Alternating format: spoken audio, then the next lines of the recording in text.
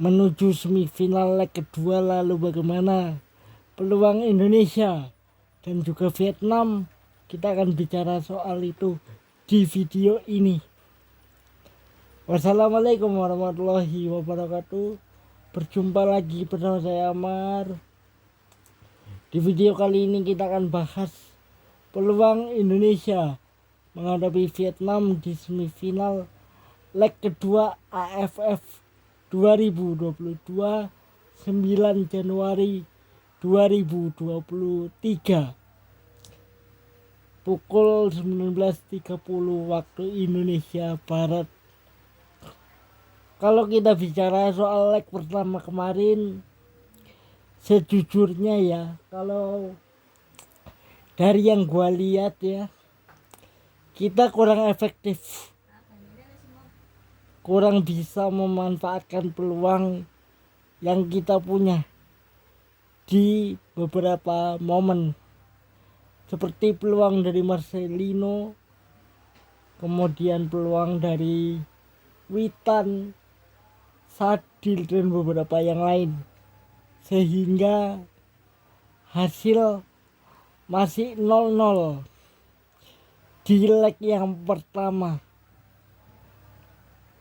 Kita harus bisa memanfaatkan setiap momen, setiap peluang yang kita punya, sehingga peluang yang kita peroleh itu tidak tersia-siakan. Tapi ya, sekali lagi, efektivitas itu sayangnya kita tidak miliki di leg yang pertama.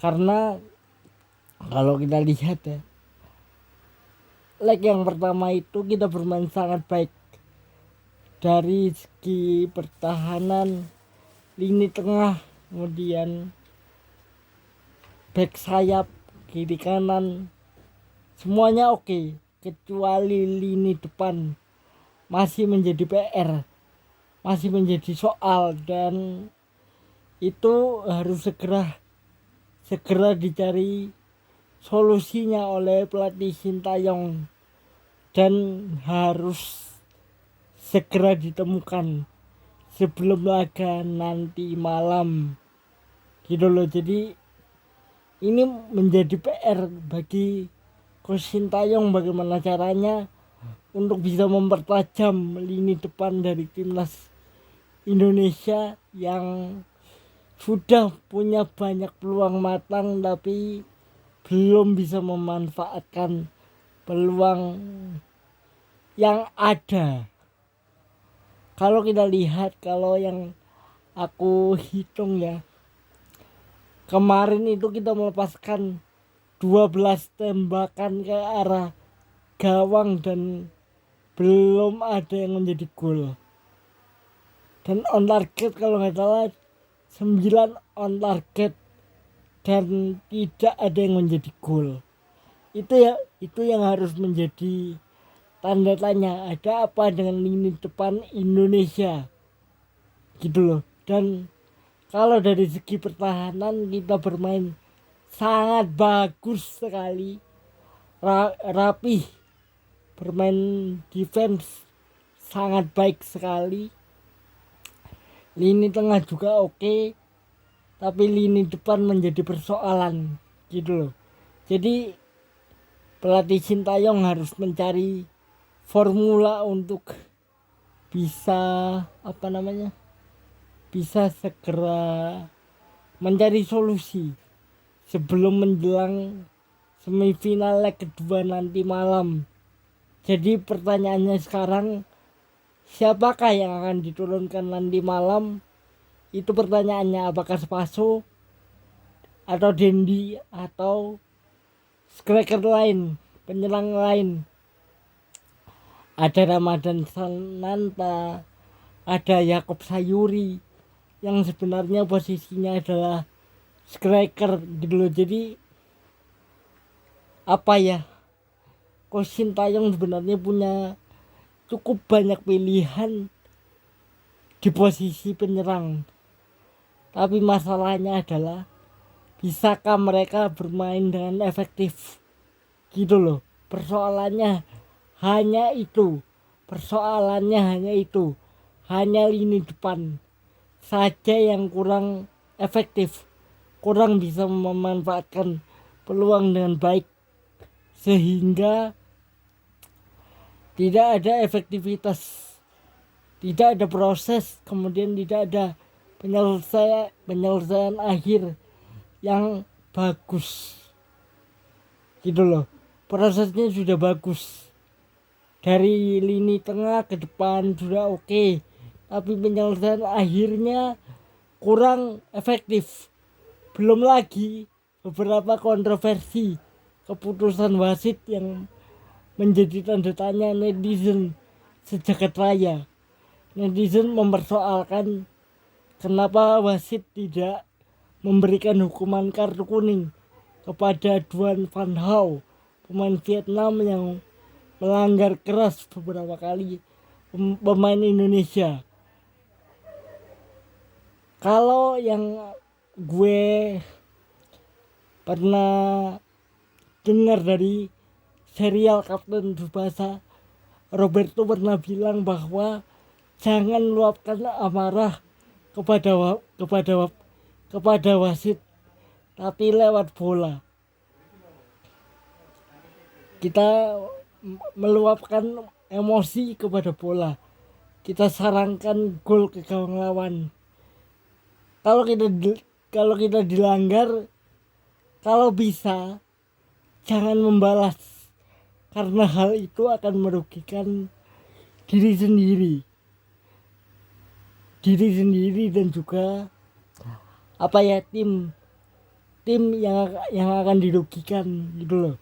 Jadi persoalan kita adalah lini depan yang kurang efektif, lini tengah sudah bagus, lini belakang sudah cukup rapi, Nadeo juga bermain dengan baik gitu loh. Sekarang persoalannya adalah lini depan untuk bisa memanfaatkan peluang dengan sangat baik gitu loh. Jadi bisakah Indonesia meraih kemenangan? Bisa, tapi asalkan kita bisa efektif, itu kuncinya. Asalkan bisa efektif, itu kuncinya kita menang dan lolos ke final. Nah, kalau kita lolos ke final berjumpa dengan Thailand ataupun Malaysia, kita juga harus sama. Efektivitas, lini tengah bagus, lini belakang solid. Itu kuncinya kalau kita mau jadi juara. Lini belakang solid, lini tengah bagus, lini depan juga bagus. Itu kunci untuk menjadi juara. Seperti Argentina di Piala Dunia beberapa hari lalu. Gitu loh. Jadi persoalan Indonesia sudah berulang kali gua katakan di video ini, bahwa lini depan menjadi persoalan yang Indonesia harus segera cari solusinya, harus segera cari formulanya sebelum pertandingan nanti malam. Harus segera cari antitesis untuk bisa menjebol gawang dari Vietnam. Ingat, penjaga gawang Vietnam bukan Wakabayashi gitu loh. Penjaga gawang Vietnam adalah ya kita anggap aja seperti bukan Emi Martinez, bukan Wakabayashi. Dia kiper biasa, sama seperti Nadeo gitu loh. Jadi bukan kiper yang kayak Manuel Neuer, bukan seperti Wakabayashi ataupun siapapun. Bukan, dia kiper biasa. Pasti ada titik lemah gitu loh. Jadi persoalannya ya pasti punya titik lemah. Tidak mungkin seorang kiper dalam satu pertandingan itu tidak mungkin tidak kebobolan, kecuali Wakabayashi atau Manuel Neuer atau Emi Martinez. Tapi pasti mereka juga pernah kebobolan gitu loh. Jadi bukan tidak bisa dijebol, tapi bagaimana cara Indonesia untuk bisa menjebol gawang lawan. Itu kuncinya. Sekali lagi, lini belakang bagus, lini tengah bagus, lini depan bagus. Itu kunci untuk menjadi juara di kompetisi ini. Jadi untuk prediksi skor 3-0 untuk Indonesia. Ya ini mungkin dianggap terlalu pede, tapi apa salahnya? Apa salahnya kalau kita percaya diri?